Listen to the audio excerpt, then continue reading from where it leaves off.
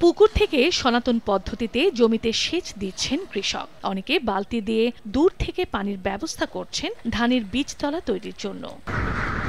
বোরো মৌসুমের শুরুতেই সেচ সংকট দেখা দিয়েছে সুনামগঞ্জের খরচার হাওর সহ বিভিন্ন হাওরে। কৃষক জানান, হাওরের রাবার ড্যাম ছিদ্র হয়ে যাওয়ায় পানি নিষ্কাশন হয়ে যাচ্ছে। তার উপর হাওরে পর্যাপ্ত গভীর নলকূপ না থাকায় মিলছে না কাঙ্ক্ষিত পানি। বোরো ধানের বীজতলা তৈরি করতে বিপাকে পড়েছেন চাষি। এ সংকটের কারণে ১২০০ হেক্টর জমি পতিত থাকারও আশঙ্কা তাদের। রাবার ড্যামটা শুকাই গেছে, মানে লিক হয়েছে, এটা ফার্ম নাই, এটা লাগে আমরা আবার শুকাই যেতেছে, খরচা আবার শুকাই যেতেছে। পানির সমস্যার কারণে কিন্তু খেতে ভালো লাগাইতেছে না।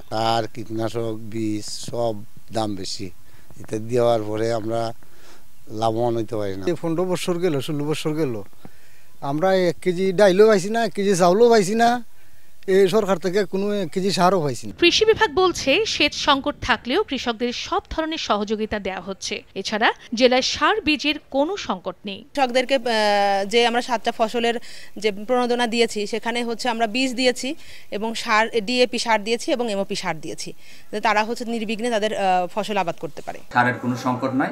আমাদের মাঠ পর্যায়ের কর্মকর্তাগণ সর্বদা কর্মস্থলে অবস্থান করে কৃষকদের প্রয়োজনীয় পরামর্শ দিয়ে যাচ্ছেন। কৃষি বিভাগের তথ্য মতে চলতি বোরো মৌসুমে সুনামগঞ্জের 2,23,410 হেক্টর জমিতে বোরো আবাদের লক্ষ্যমাত্রা নির্ধারণ করা হয়েছে। সময় সংবাদ, সুনামগঞ্জ।